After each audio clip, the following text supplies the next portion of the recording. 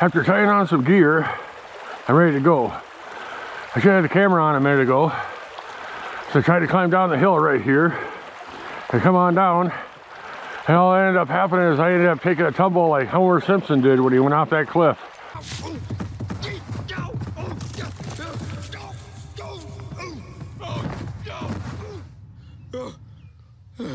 You know, where he went boom, boom, boom, boom, boom, boom, boom, down on his head. Well, that's basically almost what I did right there.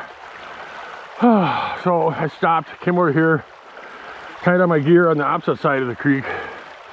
And hopefully I didn't disturb any fish, and I'm gonna head up that way and hope for the best. This is the end of the day right now. It's basically about 4 o'clock. And the sun, as you can see, is going down behind that hill. So I just got off of work. I had just enough time to come out here for a few minutes and just take a look at things. I don't expect a lot. It's like 39 degrees right now. So there's probably a significant amount of snow melt. I'm not even 100% sure even what the temperature is. I might stop and take it when I get up here a little bit farther. But for right now, since I'm running out of time, I'm gonna hurry and just try to get moving because I don't have, whoa, it's just kind of murky here. I don't have a lot of time, so I have to kind of get on the bite and do what I gotta do as fast as I can right now while I have a chance. So yeah, wish me luck. Here I go.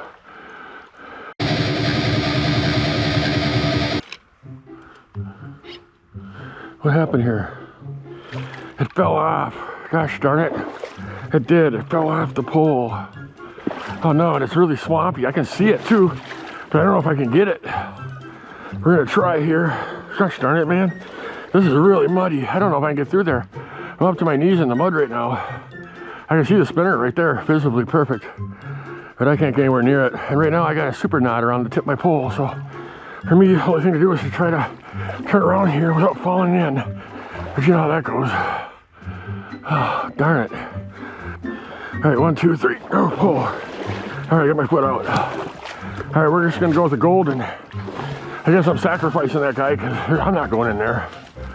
That is super muddy. I don't see any other alternative here.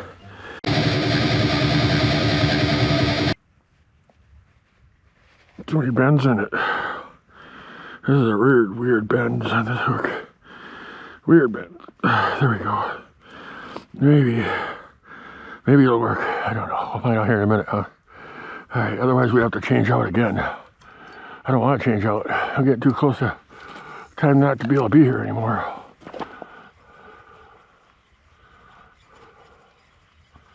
Fish on, boys and girls. Fish on, fish on. All right, well, we haven't caught a fish in a few, but now we caught one. He's a little guy, but I don't even care right now. My hand's wet. All right, hands are soaking wet here. All right, dude, we have you free. All right, hopefully you don't have it down in there. It'll be easier to get it out. All right, here we go. First fish of the day. He's just a little junior, but hey, to be honest with you, I'm happy I caught a fish.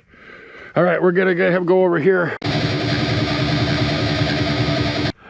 Just keep trying. The best spot is probably gonna be way up in the top up there. But we'll find. We're gonna try this lower section and see if it's maybe a fish down here before we go up. Whoa, got one. We got one, got a fish. Check it out. What do I got today? Look at that, it's that beautiful brook trout. Holy Toledo. That's a beautiful brook trout. All right, this guy's barely got a hook in his lip too, so it's gonna be really easy to release him. All right, hands wet. All right, check it out. Woohoo! Hold still, skipper. I'll have you off there in a second. Look at that, second fish of the day. Look at that beautiful brook trout, isn't it just pretty? And that's what I caught him on, that little gold spinner. About a 1/4 ouncer, perfect. But look at how beautiful he is. Beautiful, beautiful fish. All right, we'll get this back on my head. We'll get this hook out because whoop, the hook just fell out right there. Perfect, perfect, perfect. Whoa, and there he goes. And now he's gonna go back around, and there he goes over there. And he's like, well, right now he's sitting there by that bush, so we should be okay. But the minute I stand up, he's gonna take off like 1,000,000 miles an hour. Yeah, nope, he's still sitting right there. Perfect, maybe we have a chance to catch another one. There's a cut bank kind of deal right up along this whole edge right here. And this guy right here that I let go, he just went right there to that bush. And then he kind of went under it. So that little pile of dirt and weeds and stuff. And if you look down here on the very, very bottom, I couldn't bring you down here. If you look way down here on the very, very bottom of that grass right there in front of me, there's a cut bank that goes all the way underneath there, all along that shore. And all along that grass there, a bunch of cut out mud. It's all along this side too. And all along this whole corner is covered with it. These are the kind of things you're trying to look for when you're out of these trout streams. Because these fish, they're going to be hovering under there because, you know, they don't have to worry about predators. If there's a heron or egret in the creek, they're not going to be able to get them because they're like under there. They might be able to get them, but for the most part, these fish are pretty safe. Because that brook trout that I caught, he's basically still like right underneath this bush right here, sitting right there. I can see his tail sticking out, but he's just right underneath that edge. But that's what you're looking for when you're out here. So like in this spot up ahead here, and the best places to catch this guy is right up along this edge right here. So if you can keep it off this edge, you're doing pretty dang good. It's always kind of tough to kind of get those casts off perfect every single time the way you want them. So, but we're gonna try again. Let's try again, see if we can catch another one. Don't looking too good at this point anymore. Oh well, what do you do? Fish on, boys and girls. Fish on. Look at this guy. Oh, he got off or something. Nope, he's still on there too. Look at him fight. Look at that. Look at that guy. He's fighting hard. Look at him. That's a beautiful brown trout too. All right. Check out the size of this fish. All right, we finally got a good one. This guy's barely got it hooked in the corner of his mouth too. Look at this guy. Look at that fish. All right, check it out. And I caught him on that guy right there. On that little bitty spinner. But look at the size of that brown trout. All right. Let's do a quick measurement of him. And then we'll show him to you. But he got that right through his snout. He wasn't getting free. There's no way. All right, there we go. That's like fish of the day right there. This guy's 15 inches. You can't beat that. What a day. Say hello. He just wants to go. Anyways, check it out. Isn't that beautiful? 15-inch brown trout. All right. We'll get him free and swimming with the fishes. There he goes, back into the pond. And back over that way, and more likely he's gonna swim right back over there. All right, that was awesome, and it made my whole day right there. Woohoo! All right, one final thing I wanna show you guys here before I leave this spot. A lot of people ask me, how in the heck do these streams stay open year round, right? And if you look at the spot I'm at right now, right back there in that corner, that's a spring and it's popping up out of the ground. I guarantee that if you step over there, you'll go straight down. You'll go up to your knees, maybe your waist. That's what these springs do. When they seep up through the ground, they get these pockets of air and they get a lot of light sand that's just kind of floating around in there as it's coming up. And then you stick your foot in it and you go right down. But yeah, that's one of these deals right here. That's a spring and it's feeding into the stream right here. And it's bringing in a little bit of warmer water. And that's how these streams stay open year round. Little things like this, they make a huge difference in the driftless. Well, hello! Thank you for tuning in today. This was tough. I wasn't even sure if I was gonna make it out here today.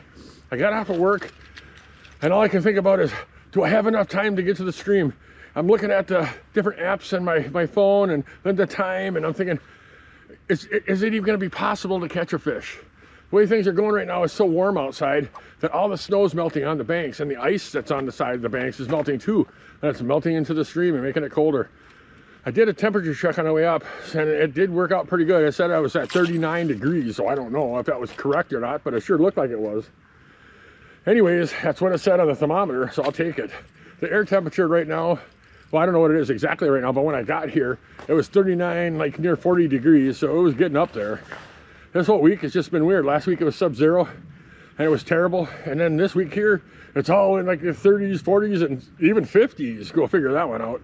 So, I don't know, it's just making everything difficult and tough. So when it gets in the 50s, you think, all right, it's gonna be great weather for fishing. No, all it's doing is all these streams that have all this snow on the sides, it's all going whoosh and melting right into the stream, making it colder most of the time. For here, it didn't do it. This is a good stream for temperature.